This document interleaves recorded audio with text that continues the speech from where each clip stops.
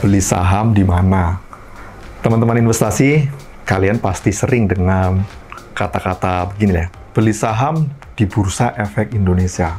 Iya kan? Semua investor transaksi sahamnya tidak langsung di bursa. Akses transaksinya jual dan beli melalui perantara yang disebut dengan perusahaan sekuritas. Kenapa harus ada broker, Om Vin? Kenapa tidak langsung beli ke bursa saja? Oke, terdapat hampir 700 saham perusahaan yang bisa kita beli di bursa. Ya, tepatnya ya kurang lebih sekitar 698 perusahaan lah ya. Masing-masing perusahaan yang sudah mencatatkan sahamnya di bursa, itu punya hak dan kewajiban yang sama. Dengan begitu, bursa tidak boleh dan tidak ada kepentingan untuk mempromosikan atau menjual salah satu, salah dua, salah tiga, atau beberapa saham perusahaan saja ya. Semua punya hak yang sama di mata bursa. Lagi pula, sesuai dengan peraturan dan undang-undang pasar modal, bursa memang haruslah independen. Artinya bursa tidak boleh melakukan intervensi ke market ataupun ke pasar. Jangankan itu, menyebut prediksi atau potensi pertumbuhan indeks harga saham gabungan, misalnya ya, itu tidak boleh. Karena itu bisa diartikan bursa mempengaruhi pasar. Bursa itu benar-benar bertugas bagaimana mewujudkan apa yang disebut pasar yang transparan, pasar yang wajar, teratur, dan efisien. Jadi urusan eksekusi untuk transaksi jual maupun beli itu bursa tidak boleh terlibat. Bursa hanya menyediakan tempat, jalan, dan cara transaksi saja. Urusan transaksi yang itu hubungannya kepada investor sebagai pihak yang paling berkepentingan ketika terjadi perubahan harga saham, entah itu naik, entah itu turun, itu tugasnya perusahaan sekuritis. Perusahaan sekuritas bukan pihak yang terafiliasi dengan bursa. Bukan bagian dari bursa secara institusi. Bukan anak usaha dari bursa ya. Tapi perantara yang menghubungkan antara investor dengan bursa.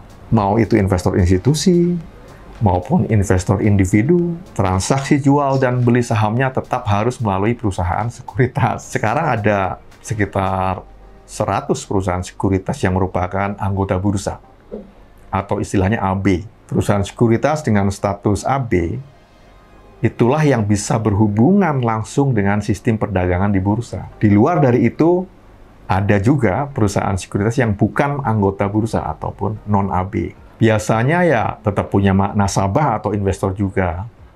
Tapi sebenarnya tidak bisa melakukan transaksi secara langsung ke sistem bursa.